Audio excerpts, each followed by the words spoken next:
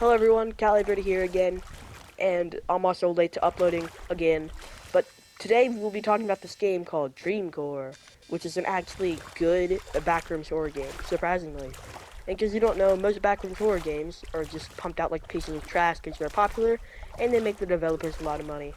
I don't recommend buying most Backrooms games, because most of them are just absolute garbage, but this one's an exception. I wanted to talk about it.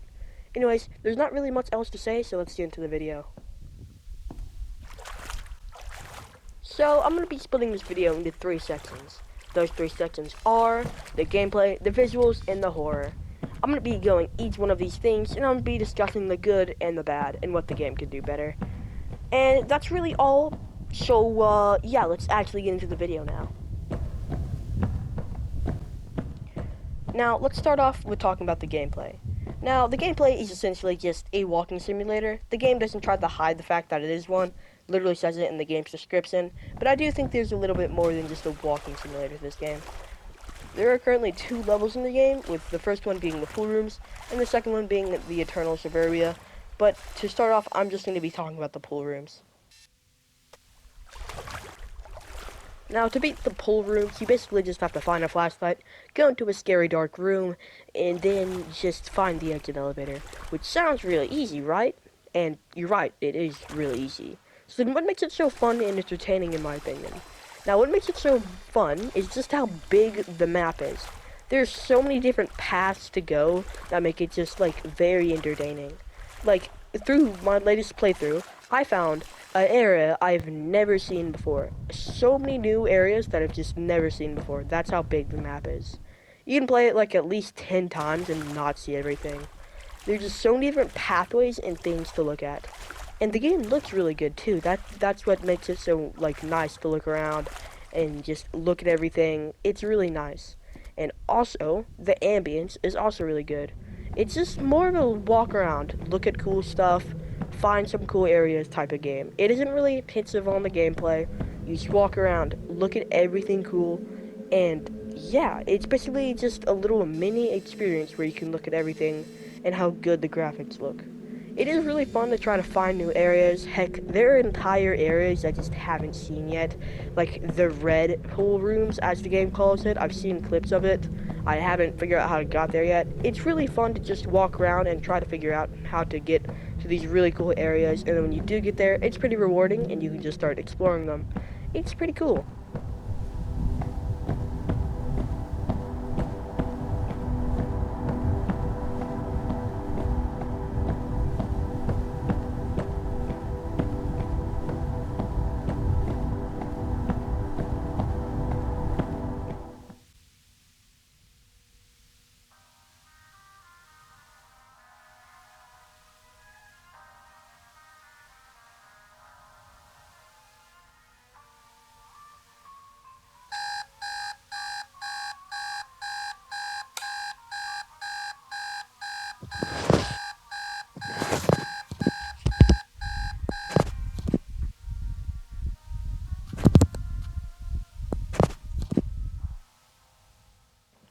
Now we move on to the second level, Eternal Suburbia.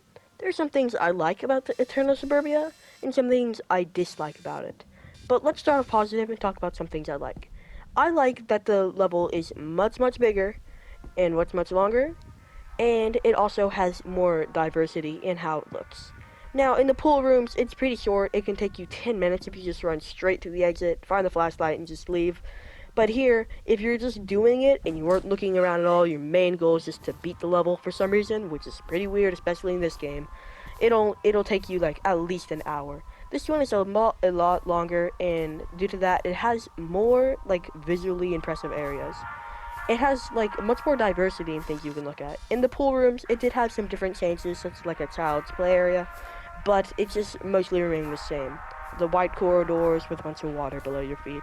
But here you go from the houses to a lab to the original back rooms, just like in it, like a lot of other places. It's much more diverse.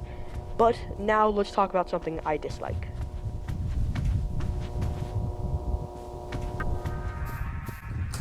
Okay, now let's talk about something negative.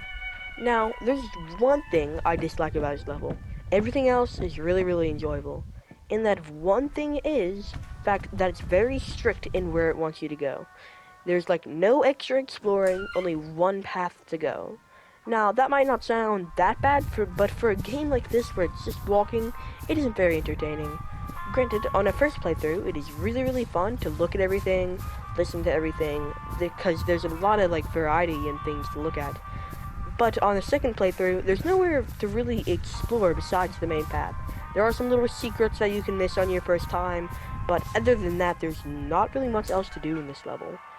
The pool rooms had many different areas to go that I haven't even seen yet, but this is just one straight path, and when you complete it, you have mostly seen everything. This level looks really good, but only has one strict path.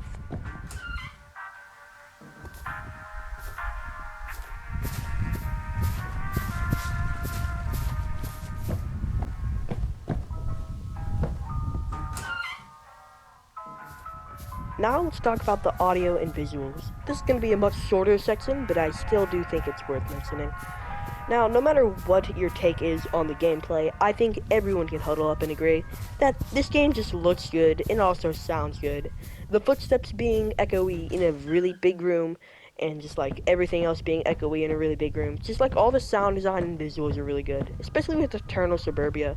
I'm surprised they were able to load everything in at the same time. The start and the end of the grass hills are all loaded in at the same time, and it's honestly really impressive. They must have had to do like a lot of optimizing to get this work. But it's just like really good. Everything from the visuals and the audio, it sounds really good. And it just enhances the experience a lot and the horror for it to be so realistic. This is just a really good looking game and good sounding game. And there's not really much else to talk about besides that game look good. That's really all. It also sounds good. But yeah, the audio and visuals are really good, and it's just a treat to look at everything.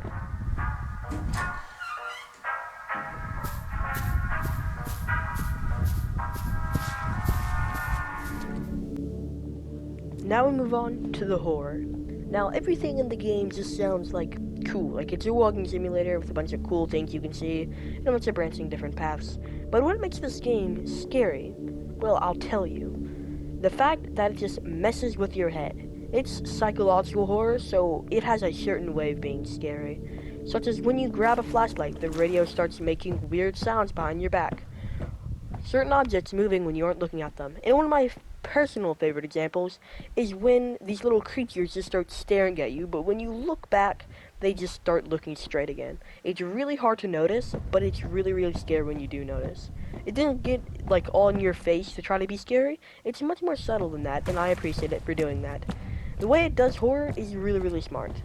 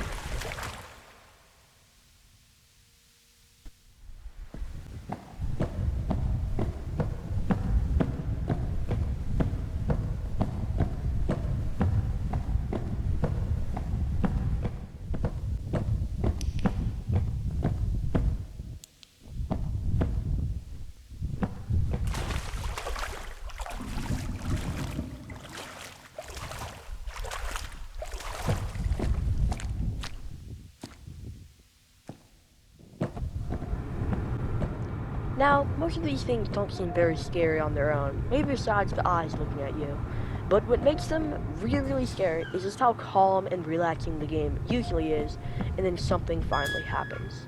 The game always has this unnerving environment, and nothing usually happens besides the cool scenery to look at, but when something does happen, it's really scary. It doesn't happen all too often, so it keeps the scares from getting stale, and I do like the ones that are more in your face and the ones that are more hidden, like the eyes just peeking at you.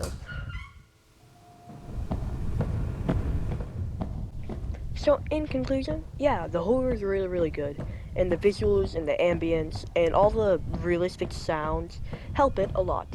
Everything like works together to make the horror like really scary, even though in reality it definitely isn't the scariest horror ever. Everything just works to make it that much more scary.